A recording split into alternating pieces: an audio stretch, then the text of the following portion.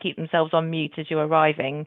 That just makes it more easier with the number of people that we're dealing with. Thank you. Great, brilliant. Well, thank you very much for that, Kate. So welcome everyone. I'm Monawar Hussain. I'm the trustee of Oxfordshire Community Foundation, and I'm so pleased to have been asked to host this really important, very timely topic, which is about the cost of living crisis in Oxfordshire, I'd say, throughout our country. We have a really good group of panelists joining us. This is, of course, one of the regular webinars that's been going on throughout the pandemic. It's been very successful, but we're now moving it to quarterly and also exploring key topics that affect our communities in Oxfordshire. Now, until we have a new CEO, we will have a rolling number of hosts who will be hosting this. So just a bit of housekeeping before we kick off. Please do mute yourself whilst we're doing this, and do change your display name to ensure that you have your full name and organization that you represent. And of course, you probably have a message there anyway on your screen, but the webinar is being recorded. So this is, as I say, a very relevant topic. I've had a wonderful year as High Sheriff of Oxfordshire. We have a wonderful county, but we know that there is inequality that exists in our county, but we have also some amazing people doing amazing work in terms of food banks and lots of voluntary and community groups cropping up in our county. Please also do use the chat box. That's a really helpful space to kind of ask questions, make comments, and Kate will be monitoring that. So let me introduce our brilliant panelists who are joining us, and thank you very much to them. So we have Dr. Mark Fransham. He's from the Department of Social Policy and Innovation from the Oxford University. We have Teresa Archer, Chief Officer at Citizens Advice West Oxfordshire, and Fiona Steele, the Director at Good Food Oxfordshire. So a really warm welcome to them and to you all. And so I'm going to invite Dr. Mark Fransham to kick this off for us. So over to you, Mark. Thank you, Monawar, much appreciated. I'm going to share my screen. I've got a few slides here, so hopefully this will work okay. Okay, can you see some slides there now? Someone give me a wave or say yes? Okay, yes. That's absolutely brilliant. Thank you very much. Okay, so thanks very much for the invitation. So my name is Mark Fransham, as Monawar said. I'm a researcher at the Department of Social Policy and Intervention, and I'm also locally a member of Oxford and District Action on Child Poverty. So I take an interest in these issues both professionally, because I study income inequality, and personally as a kind of campaigner locally. And so I've been invited just to give a quick sort of overview of the statistics and trends in the cost of living, just as a sort of opener to this. So I will go through this. It'll be a bit of a whistle-stop tour through lots of numbers and so forth. There's probably going to be too much detail here for me to get through it all. So I have passed on the slides to Kate at the Community Foundation, and I'm very happy for her to pass them on to people if they want to see a copy of the slides later. So I don't feel you need to scribble things down. I should also say this kind of presentation relies heavily on lots of work by other organisations, the Office for National Statistics, the Office for Budget Responsibility, the Institute for Fiscal Studies, the Resolution Foundation, and the Joseph Rowntree Foundation have also all, you'll see, I'm relying on some fabulous analysis that they've done.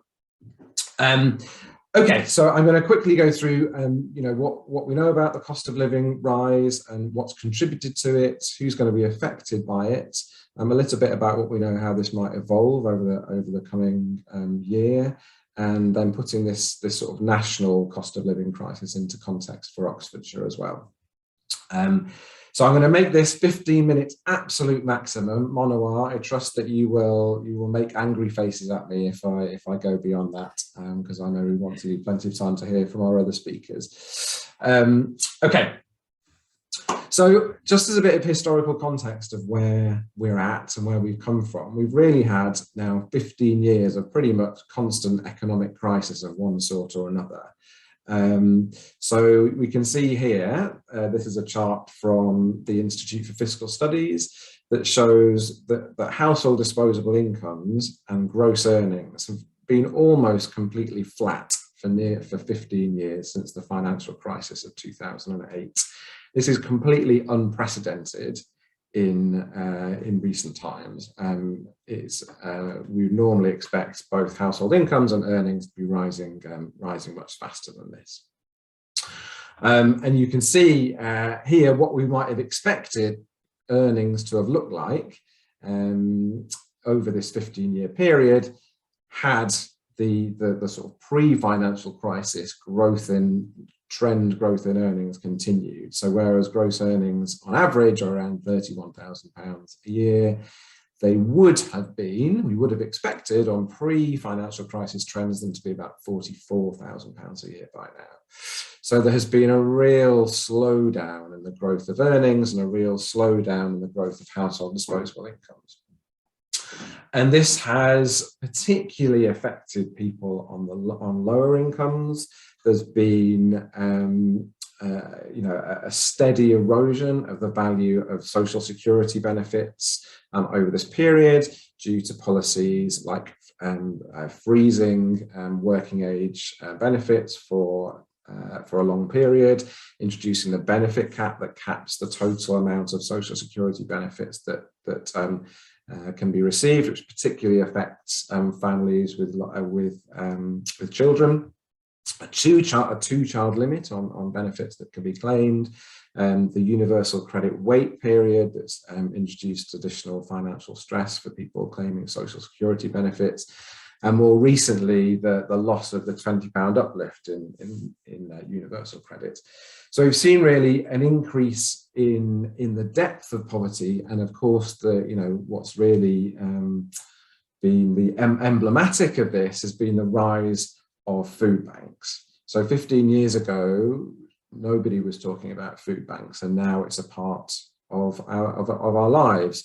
And I'm sure, and we're all very grateful for the work that food banks do, but I'm sure we would all much prefer that they didn't need to exist. And this, it very much is the case that food banks are needed by people in order to meet their needs in today's society. So over this period, we've had relatively low inflation. So prices have not risen very much over this period. They've generally been quite low, but now we've got this steep rise in inflation. So in March 2021, it was just 1%, but now inflation is at 6% and rising. So that means year on year, prices are 6% higher than they were last year, and this is continuing to increase. So we can see what's caused this, why prices are rising. The big headline on this is the rise in the domestic energy price cap. So in October 2021, the energy price cap was raised, which resulted in inflation rates of 18% year on year for electricity and 28% for gas. But it's not just about those domestic energy price rises that are capturing all of the headlines, of course. You can also see this in fuel prices, which are about 1/3 higher than they were a year ago. Second-hand cars, if you've tried to buy a second-hand car recently, you'll know that they have also gone up in price, partly as a kind of reduced supply of new cars. We've got clothing and footwear prices increased about 10% over the last year. Furniture and other household equipment and 10% again, and food prices, which have not risen very much in the last decade, they've also been hit by an increase of 6% compared to last year, and that's the highest rate that's been for over a decade. So it's not just domestic energy. It's across a whole range of areas of household expenditure where costs are rising. And these kind of price rises really affect different households rather, differently according to their patterns of expenditure. So we can look at this by income, for example. So we can see that for food expenditure, people in households in the lowest income decile, so the lowest income 10% of households, spend 14% of their budget on food, whereas it's just 9% for the highest income households. Similarly, with clothing, higher income households actually spend more of their income on clothing. Housing and fuel costs are much more, take a much larger proportion of the household budget of lower income households. But for transport, it's higher income households that actually spend more of their money on transport. So the way these kind of price rises play out does depend on the patterns of expenditure, and that depends a lot on income. But the overall impacts of those different price rises for different expenditure items means that it is the lowest income households that are being hit hardest in terms of the price rises. So you can see here again another chart by the this should say the Institute for Fiscal Studies, this source down here. Sorry to the IFS for misquoting them. So it shows that for people in the top income decile, the inflation rate is about 5.5%, but it's closer to 7% for households in the lowest income decile. So we know about, so the other thing is we've seen this energy price cap rise in October, but there was another one in April. So in April, the energy costs rose by 54%. So that means that for a direct debit customer, there's been an increase of nearly £700 in the average domestic energy bill per year, and similarly, a similar amount for prepayment customers. This isn't actually reflected in those inflation figures yet because they haven't come through. The next inflation figures will be published in 2 weeks, and then we'll see another big increase in inflation reflected in those. So this means that the number of households in fuel stress, so that means households that are spending more than 10% of their income on fuel, is estimated to have doubled to 5 million by the Resolution Foundation. And the ONS has conducted a survey of people about how they are getting on with their bills, and they've reported that 40% of adults said it was very or somewhat difficult to afford their energy bills. And again, 40% said that they were spending less money on their food in the last month. We're also anticipating that there may be more energy rises in October. So the energy price cap gets reviewed twice a year, and the next potential increase is in October 2022. And the general consensus seems to be that it could go up again by another 25% in October, which of course is just at the time when people will be paying more for their energy during the winter. So we can see that the inflation, so we can see the yellow line here is inflation as it currently is. The blue line is the Office for Budget Responsibility's estimate of where inflation is heading, and they think it's going to get to somewhere around 9%. So just to put this into context, if you think that the average weekly household expenditure in the UK is around about £30,000 a year, with an inflation rate getting on for 10%, that means cost rises of around about £3,000 a year to the average household. Okay, so very significant increases in the cost of living overall on average. I won't go through this chart in detail because I don't have much time, but this is basically just showing that the proportion of households in fuel stress, as you would expect, is going to be much higher amongst poorer, lower income households. Up to 80% of the lowest income households will be considered in fuel stress come this winter. So there's been a bunch of policy responses to this from the government so far. So when the big rise in the price cap was announced in February, there was this universal £200 rebate, or what might more accurately be described as a loan, because it has to be repaid. So it's a £200 discount on electricity bills, but that will have to be paid through a surcharge on bills in the future, but also a rebate for properties on bands A to D of council tax. A bunch of announcements in the spring statement, but they were quite poorly targeted, and in fact higher income households are estimated to benefit more from those than lower income households. A big issue has been the fact that social security benefits, so universal credit, the state pension, other working age benefits, are only to be uprated have only been uprated by 3% in April, compared to the current inflation rate of 6% and one that may reach as high as 9%. So the state pension and other working age benefits are not going to keep pace with these increases in the cost of living. So some of the projected outcomes around that are that real wages are projected to fall, real incomes amongst the lowest income quarter of households will be dropping, and more people will be falling below the poverty line. Just very briefly on the Oxfordshire context. So Oxfordshire is obviously, on average, an affluent place, but we do know that across Oxfordshire as a whole, around 1 in 5 children are living in households below the poverty line. There are many households, and you see nearly 30,000 households claiming universal credit, and around 10% of working age households classed as workless. Workless households, often when you put up that sort of figure, people will say, well, clearly the aim here is to make sure that workless households have work. That's only a limited response to this problem, because sometimes there are very good reasons why households don't have work. It could be because they have caring responsibilities, either for adult dependents or children, and also people who are sick or have disabilities.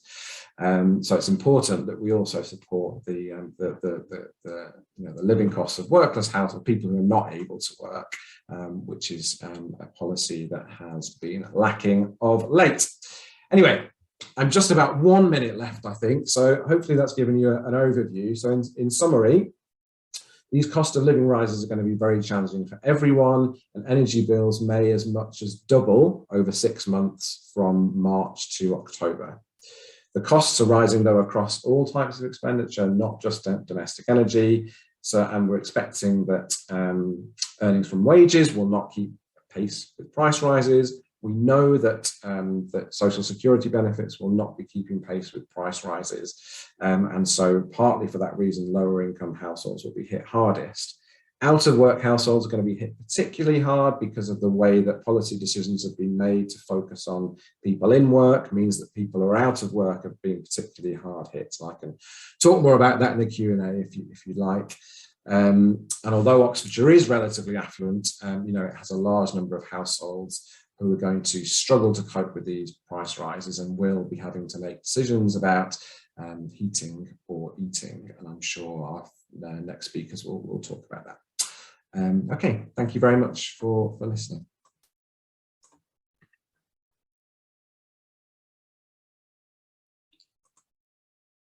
Great.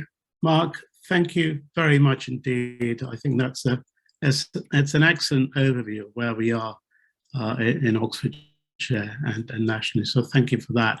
And now may I invite Teresa Archer, Chief Officer at Citizen Advice of West Oxfordshire, to join us. So if you can, Teresa, just unmute yourself, and we'll have a bit of a conversation now.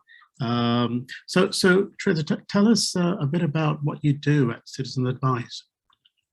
Oh, good afternoon, Monawar and everybody. Thank you for having me. Citizens Advice is a national organisation, as you know, and within Oxfordshire there are 4 local citizens advices that cover the county. We provide independent on a range of topics, but the categories, the advice that we are most likely to be asked for is around money, so benefits, debt, employment and housing, all closely interlinked and always the top 4 subjects that we cover in the county. We do a whole range of services. Some of our services are targeted at specific groups, and we've developed locally specific relationships with organisations that know they have a proportion of their clients in need. So we work a lot with our local authorities, we work with local housing associations, we work with other organisations such as Age UK. We also recently set up a new service with the Trust food banks within Oxfordshire. So we're quite diverse in what we do, and we are here for everyone, anyone that feels that they need advice. And the biggest sort of issues that are facing you and people are coming over to you for advice, sort of housing and sort of energy related. What kind of issues? Certainly, I mean, it's been a bit of a roller coaster 2 years, as it has for all of us, I'm sure. We saw some changes during the pandemic. Always the top issue is assistance with benefits, and that's people checking what they're entitled to, asking for help with claiming, or asking us to help them with reviews and appeals where something's not gone right, or they want to challenge a decision. Second category is always debt. Debt's always been there, and it fluctuates how much. During the pandemic, normally housing would be the third highest category, but during the pandemic, in the first year, employment overtook it for the first time in about 40 years, and that's nationally, not locally, but as well as locally, where we were seeing a lot more employment advice as people were dealing with furlough and losing jobs, and then of course housing. But we're seeing at the moment we're seeing a shift again now at the moment in people inquiring, starting to get anxious about energy bills.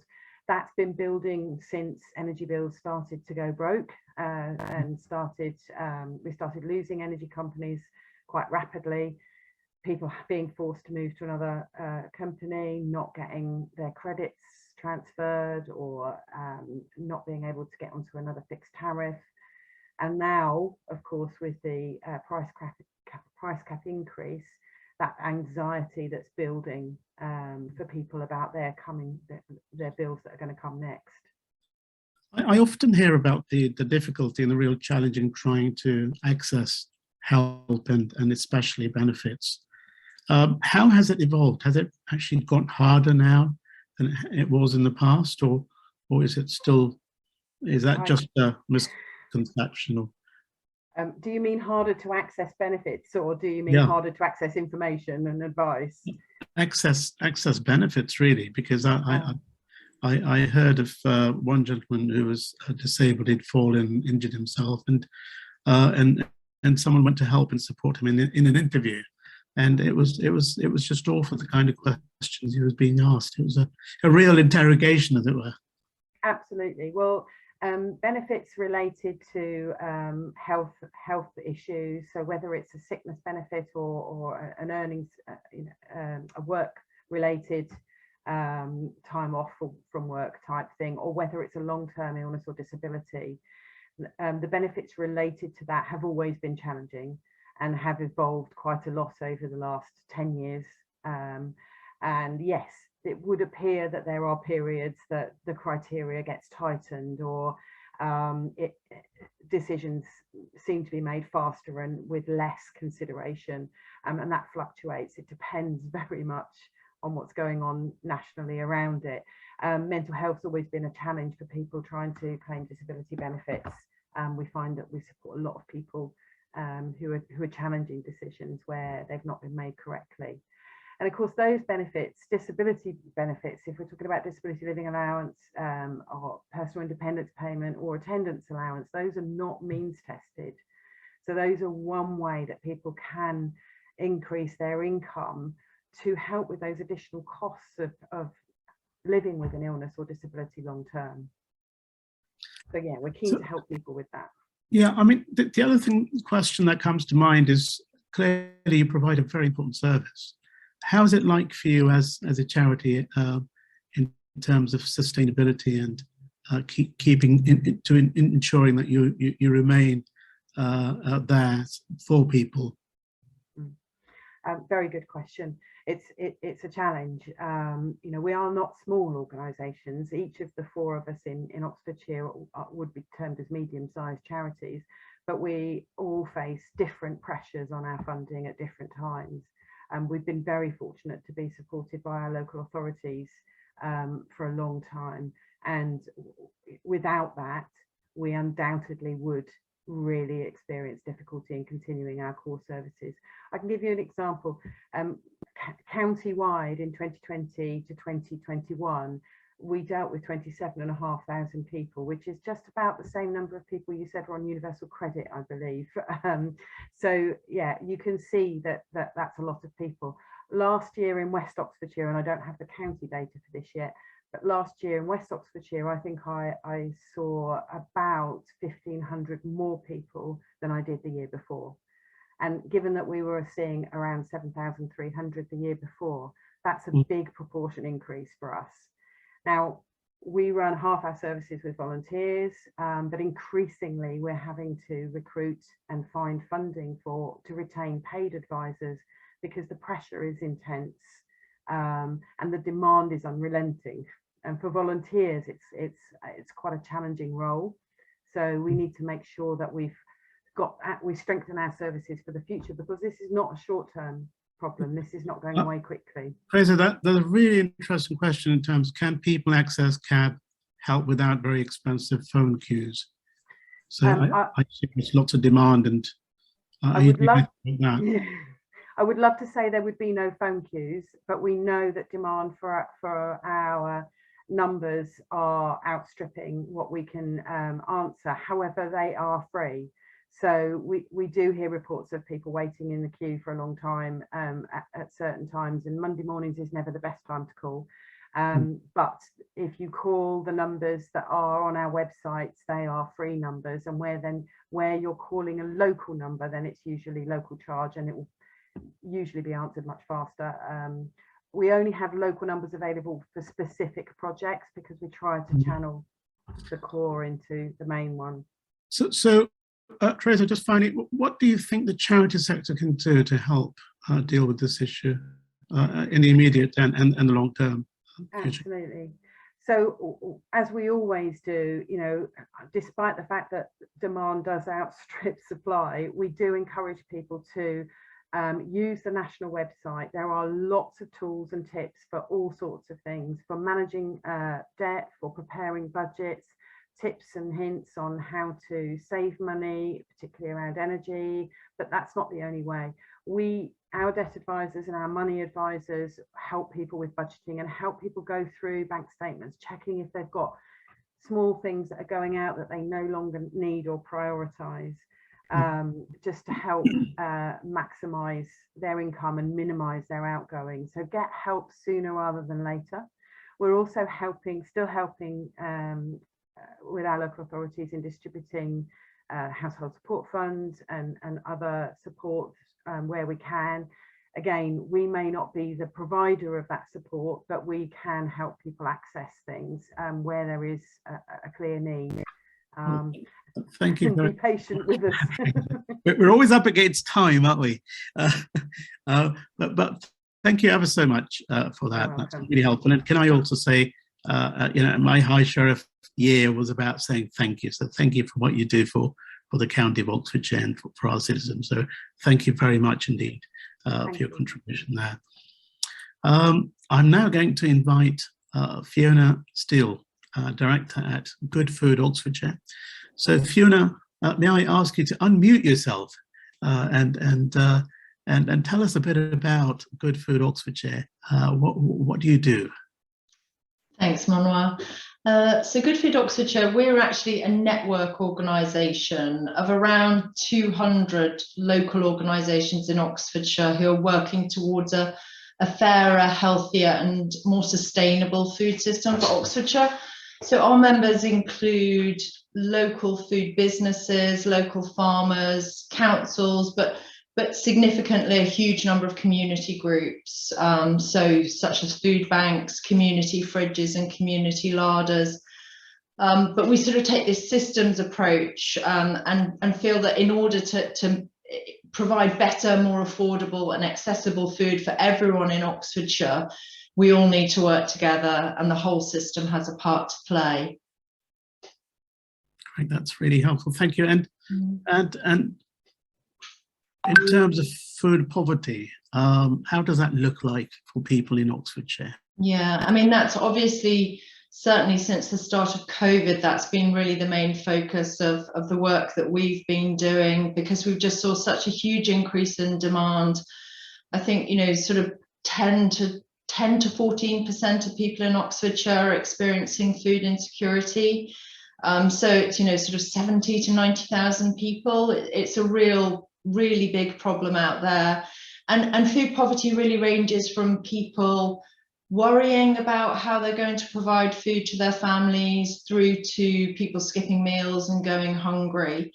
And I think what we've also seen increasingly is people that have never accessed services before are now reaching out in these recent cost of living crisis. So we know, you know, Mark, I identified just the cost of living in Oxford is really high. And even just sort of professional families, if you're, you know, a family of 2 newly qualified nurses living in Oxford with a child, by the time you've paid your housing costs, your childcare, transport costs, there really is, you know, not enough in the budget to eat a balanced diet. And so people are increasingly turning to food banks and larders as a way of accessing more affordable food. But also I think we see, so the larders are a great way of that anyone can access food, because you pay a small fee and receive, so it's like £3.50 a week, and you get around £15 worth of goods for that. So that's a really great way of you know, sort of accessing affordable food, but also helping to help the planet by reducing food waste and being part of a community. But also there is a real problem of people who don't access services, and I think that's it's why we have a real range of different types of food services in Oxford providing support, because there's no one size fits all. We always still do have those people who are really harder to reach, because perhaps because of their immigration status is unclear, they don't want to engage with formal services. And so we've been really reliant on the last couple of years of communities reaching out to those people to make sure that people can get fed and get food, and then help them to access other services. And I think that's what we've seen with the growth of these food services during the pandemic and now, is that we had a huge upwelling of services at the start of the pandemic. We've now got around 80 services across Oxfordshire. And whilst people started off with emergency food provision, they've really built community around those, with communities helping each other, helping with accessing food, sharing food, but sharing skills, supporting each other with, you know, getting involved in growing projects, cooking projects. And that, I think, is the real way that community can support through this. It's that sense of being part of a local movement. And in terms of partnerships, I mean, you clearly have partners that you work with. How important is that, sort of strategically, in order to deliver what you do for the county? Yeah, no, absolutely, because I think what we found at the start of the pandemic, there were lots of people doing stuff and nobody really, there wasn't really a connection. There was lots of great stuff happening on the ground. So we've been really fortunate that people have come together in these networks of community food networks across the county. So we've got sort of cells in each district where people can come together. So food bank providers can come together with voluntary sector organisations such as Citizens Advice, along with the councils and other support organisations. And that's an opportunity for these providers of this service to understand, learn from each other, share resources. You know, we've got much better resource sharing. People can say, you know, well, we've got a you know, we've got a glut of this and they can share it with another service. But it has also been great. The councils have really stepped up and got engaged in these and really, you know, sort of understood. I think previously councils didn't have a role in food. It wasn't their role. But through this, they've really understood the need in the community and have provided that support at the community level. So what do you need now and moving forward in terms of support so you can continue doing the brilliant work you're doing? I mean, I think we set out a plan. We created a food poverty action plan earlier in the year, well, at the end of last year, which was an expression of collective action that we wanted everyone to get behind. And it was this model of moving from emergency provision through to building resilience and preventing food poverty. And that is still the way that we need to go. But with this current crisis, I think we need to recognise that emergency provision is still a requirement. So we do need continued access to that emergency support, cash grants for people, but then that infrastructure around those community food services to ensure that they can do that community building work, helping communities to help themselves and helping. We know that communities work more effectively together. They can create local wealth, they can create local jobs. So it's that emergency provision as well as that building the infrastructure. And at a central government level, more access to free school meals. The bar is way too high. Get more people taking up Healthy Start vouchers, which are available to people locally. There's around £500,000 of unclaimed funds in Healthy Start vouchers across Oxfordshire. So we need more people knowing about these and helping people to access that source of fund, which is for families on low incomes to access fruit and vegetables and dairy if they've got young children. So it's you know, there is things out there, but again, if we work together, we can tell more people and help more people to access these things. I mean, the other thing I did just want to sort of raise is that, you know, just looking at the slightly more systemic issues at play here, you know, there is an issue of food security, and that is just going to get worse. Input costs are so high now for farmers that farmers are considering not planting their crops, which, you know, we know we're 30% reliant on Ukraine and Russia for wheat. If our local UK farmers are saying the cost of diesel, the cost of animal feed, the cost of fertilizer is too high, I'm not going to plant my crops. We've just got a bigger crisis coming down the line at us. So I think that central government really needs to look at that, how they support farmers. You know, 25% of farmers live in poverty themselves. So, you know, we need to look at this at a systemic level and really address all angles. It's a huge. If I may ask a question, Fiona, how much contribution do you get from the supermarkets and other large-scale providers of food in the county? Which way is that likely to go, given current trends in farming? Well, most of the food banks are provided by Sophia and Oxford Food Hub, and their supplies come from the wholesale food chain. So we've got James on the call from Sophia, I can see, who can probably provide more information on that. But, you know, I think that we are seeing fewer supplies coming from that wholesale food chain from the supermarkets. So yeah, there's pressure at every point. Well, that neatly takes us into Q&A. So thank you very much, Fiona. That was really helpful. And Robin, thank you for kicking Q&A off. So we have questions, I think, coming through. I think Kate is on to that. But I just from myself, I mean, in terms of Kate, do you want to? Yeah. So one question was probably for Mark. Given what he's outlined about inflation, what's his best guess for the interest rate rises?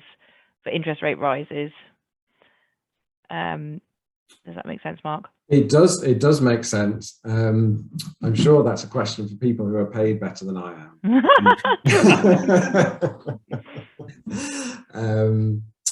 But no, I don't. I'm no expert in that. But there is There is certainly speculation that given rising inflation that the Bank of England interest rates will rise. I can't forecast it, but I can tell you that the Office for Budget Responsibility are assuming it will go up to about 2% in the coming years, which is still quite low by historic standards, but it's been 0.1% for quite a long time. And so that may be another pressure on people's housing costs. Yeah, absolutely. Yeah, I think that's going to be very challenging, isn't it? Because you already have a squeeze in terms of energy bills and various other living costs, and on top you have to find some money for mortgage and finance. Yeah, and that will, and you know, this will likely feed through into private rental costs as well, as landlords pass on those additional costs to their tenants. So yeah, absolutely. Thank you. Monawar, we've got a hand up from Robin Rogers. Perhaps we can take his question. Could we do that, please? Robin. Thank you, and thank you for putting this together, Monawar. Okay, it's Robin Rogers from the County Council. Mark and Teresa, I guess. Can you paint us a bit of a picture of kind of what happens next? I mean, so this level of inflation continues, cost of living pressure continues for the medium to long term. What are we going to start to see? Increase in evictions, more presentations for the kind of crisis families presenting to public authorities. Kind of what happens next? Because we're not used to this sustained level of inflation, this sustained cost of living crisis for some years. It doesn't feel quite like the kind of early 90s recessions when we were seeing evictions and negative equity because of inflation issues. But kind of what happens, or do we all everybody just suffers? It's a positive question. It's a really interesting question. Mark, you might do better than I will, but I can only guess. In terms of evictions, working with housing associations and local authority throughout the pandemic, a lot of work's gone into trying to reduce the likelihood of that happening by working with those individuals that are getting into rent arrears. And say we work with a couple of housing associations in West, and I know that my colleagues across the county do that too. We'd like to do more of that. That doesn't really impact on the private sector though. And one of the things that the government did do at the beginning of the pandemic was increase the local housing allowance, which did bring Oxfordshire rents in line so that they were more affordable. Now that gap's already widened again. There was no increase last year, and we asked again this year, and I'm not seeing anything on that at all. So a review of local housing allowances would have an impact on that for sure. But we will see debt rise, and it will, and we will. I do think there'll be an impact on health. We were talking about this in a previous meeting earlier today. If we see people choosing between heating and eating, if people do reduce the temperature or don't turn their heating on when we get to winter, and they're only eating one meal a day, which we've heard in some cases, we're going to see hospital admissions rise with hypothermia and other things where health is deteriorating. So I think that is going to be a big impact. I also think long term there's an impact on children and young people, because those that are not eating properly are not learning properly. So not only have they had 2 years of disrupted education, but they're now going to suffer in other ways. So we have a whole generation of children who will not be as equipped as we were perhaps. And I think that's yet to be seen how that might manifest. Mark, have you got something to add? Mark, would you like to come in? Yeah, I mean, I think that's very well answered, Teresa, to be honest. And I think I completely agree with you that people who will have to cope with these kind of pressures will find ways to cope, likely, but not in a way that we would want them to, and not in a way that is at all optimal. And things like evictions we see, and it's a very visible impact of these kinds of pressures. But it is those really long-term things, like the inequalities that will be in children's outcomes, all of the potential that's unfulfilled amongst children who are living in households where they can't afford to fulfill the sort of basics that enable them to participate fully in their education.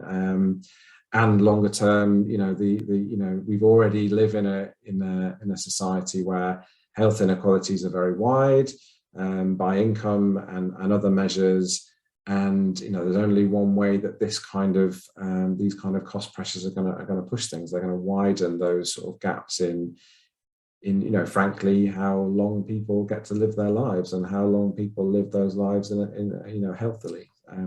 Yeah. Thanks for that, Mark. Thank you. And James, you have your hand up. Thank you. Yeah, thank you very much. I guess there are two points. Listening to Robin and his sort of what next scenario.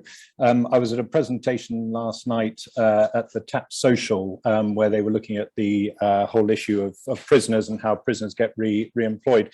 One of the big factors that came out from some of the one of the people from the Ministry of Justice is that there are an awful lot of women who end up in prison for survival crime. So really small value petty theft on the basis that they might be stealing food to feed the children. And as soon as they get arrested for very small periods of time, the children can be taken into care, they lose their jobs. So that factor alone, the fact that you can't afford food and you steal it, ends up with the state picking up a massive cost in terms of all of those other services and the breakdown and the trauma. And it behoves somebody to say, you must support that family with the loaf of bread or the food that prevents the survival crime leading to children being taken into care, jobs lost, and so on. And I think that also potentially links into some of the stats that Mark put up, which illustrated the fact that Oxfordshire doesn't feature as poorly as England as a whole, but that I'm sure to a lot of people who sit around this screen and who are fundraising and go to trusts and foundations and say, I work in Oxfordshire, I'm raising for this issue in Oxfordshire, and they go, oh, well, Oxfordshire's not as bad as certain parts of East London, it's not as bad as Northeast, Northwest and the West Country. I think what we need to do is to be speaking with funders who understand that Oxfordshire in itself is an absolute number, but relatively to the country, we might look better off. But when you look at some of those poorer places around Rose Hill and Blackbird, Leeds, Barton and other places, it is an absolute picture. And we need people to support us, even though we're not as disadvantaged in some way as some of the other parts of the country, but we do have our own absolute picture and numbers to consider. So that's maybe more of an observation than a question, but it's just sort of factors that from the stats that Mark put up and Robin's and Teresa's comments just sort of strike as being flags to look out for. Really helpful, James. I think we have great, lots of questions coming through. Jane McTaggart. It's actually nothing to do with my charity. It's really a comment on what James Plunkett just said. Not only do families get broken up, but children are traumatized by having their parents in prison. There is a very good charity here in Oxford called Children Heard and Seen, which works exclusively with the children of prisoners and gives them all kinds of help with mentoring, with parties, with help with prison visits and so on. So please think about them. Thank you. Thank you. Kate? Yes, we've got a question sent to me separately. Do we think that this might affect rural residents more? They have to travel further, usually by car, to get food. Many in Oxfordshire are not on the gas mains grid. Will their energy costs be even higher than those who do? I know this has been covered somewhat by the BBC, this question of people who are on separate, other sorts of fuel supply. I wonder if any of the speakers could comment on that rurality factor. Yeah, briefly, I did put a little note in the slides, but didn't have a chance to go through it. So I actually think that, as I understand it, so if you're on, or if you have to fuel your house with oil, for example, I don't think that is subject to an energy cap. So you will have been exposed to price rises already, I believe. Someone might put me straight on that, but I think that's right. But yes, but as I was saying, the sort of price rises that we've seen, the way you feel them very much depend on how you spend your money, and people who are living in rural areas will have higher transport costs, and we know that transport costs have risen significantly as part of the basket of goods that have risen in price. And of course there's potentially also, I mean, parts of the rural parts of Oxfordshire are just colder than the urban areas of Oxford as well. So there is that as well. But certainly transport is a much bigger issue for people living in rural areas. Thanks, Mark. And another question, perhaps for Fiona. It's so important that kids have access not just to enough food, but to good quality, nutritious food. What else can we do to make sure this happens? I mean, good question. I'm not sure I can answer it completely. I mean, things like Healthy Start vouchers, it's a small addition, but it can really help. It provides vouchers that can be spent on fresh fruit, vegetables, milk. So just making sure that everyone who's eligible can get access to that. I think, you know, we have got some links between local growers and food banks and things like that, and that's always great. But you know, we're not producing enough local fruit and vegetables to really make a massive difference to that. I mean, I think this is more of a problem than a reality. You know, you see lots of ideas about how we can get people cooking more healthily and you know, sort of cooking from scratch, using waste, which is all great, but we just have to acknowledge that the families that are experiencing this level of food poverty are working multiple jobs, are time stressed, are struggling with so many other things, that to put that expectation on them is really pretty hard. So no great answers, I'm afraid, to that, other than you know, providing the access to the support where we can, getting communities to come together. You know, if people do link into the larders and into the food banks, there are people there who can volunteer, and you know, it's encouraging people who can support to support. So if people, you know, let's get the message out there that, you know, phone up your local food bank and your larder, ask if they want help supporting people signposting, helping people with cooking, helping people to grow vegetables, etc. No quick wins, but you know, we've got to start building the infrastructure in our communities. It's also about creating awareness as well, isn't it? And I just wonder how much technology is being used in trying to sort of communicate, you know, various different ideas to empower people to actually help themselves as well. There are some great things like Veg Power. I've got some really good new resources coming out, which is it's a campaign, a national campaign called Eat Them to Defeat Them, and that has had really evidence of helping children, encouraging children to eat more vegetables, and it has been very successful. So again, on that awareness point, Monawar, just trying to sort of share that messaging. I do think that school meals are a great way to get, you know, to get children eating more healthy food, but it's increasing access to those for those who aren't eligible. Thanks, Fiona. I'm just looking at the clock. I just wish we could carry on for ages, couldn't we? Okay, we have about a minute to go. Well, for this discussion to stop, and then I have to do a bit of a home keeping, as it were. But any other questions that you feel? The one question that I was looking at that was maybe sort of related to something that you just raised, Monawar. Someone's asked, is there any central list of the people who are in poverty so they could be contacted to see how they are managing? Could or should the local authorities be doing this? And I wonder if there's something about the post-pandemic world where some of that was done during COVID. I don't know if anybody's got any insight into that. That might be too open a question for this late in the webinar.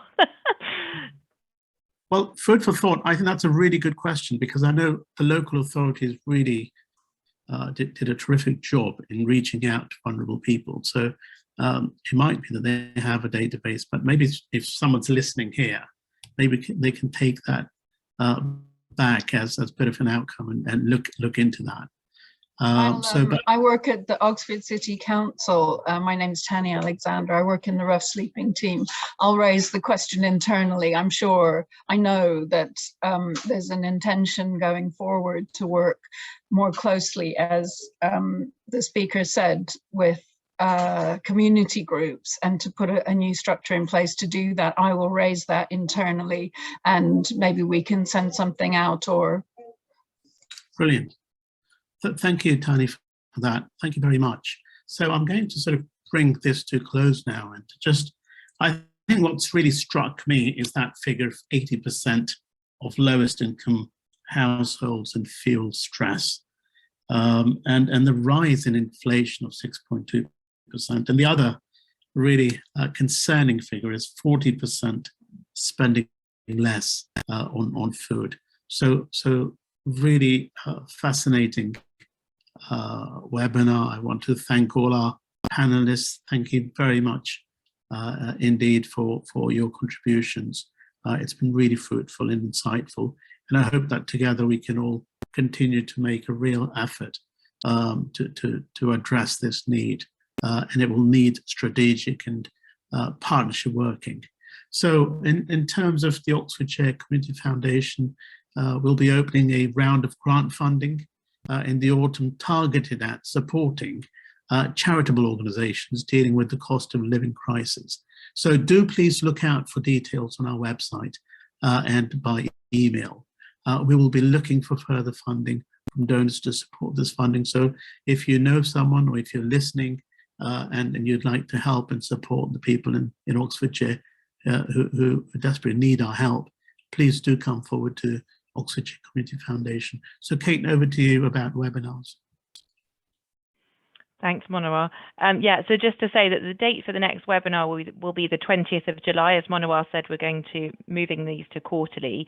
But we wanted to ask for your feedback about, given that there are so many people on this very popular webinar, what sort of topics you would like to hear about in the future from our webinars. We've got some ideas, and I wondered if I could just share a quick poll for you to answer, which I'm just going to open now. And equally, if you've got any different ideas, please post them in the chat. So if you could answer this poll, hopefully you can see that. Can everybody see that? Future topics poll. No, you can't. Relaunch poll. Here we go. It's because we tested it out earlier. Okay, here we go. So a few ideas there. Community integration is there because we've got a grants round opening about that, and we could feed back to you about that. But there are some other topics there which we've some of which we've touched on today. So please just vote really quickly, and we'd like to hear back from you as much as possible and deliver content that you're interested in. Okay, that's really interesting. 60% have participated. Yeah, please do click on anything. And as I say, if there's another idea that you think is really topical or that OCF should be concentrating on over the next year, then please do post that in the chat or send us an email. People have been asking to receive the slides and the notes from this webinar. If you signed up on Eventbrite, Kate will be sending everything to you automatically, but she will also scour the chat for anybody extra. So we will share those, and we'll share the recording of this webinar on our YouTube channel and on our website. Right, I can see that 90% of people have participated, and we can see that it looks like community integration has come out top in a first past the post system. I don't know if I need to use a different polling system, I might come out differently, but I'm not going to ask you to vote in a second round.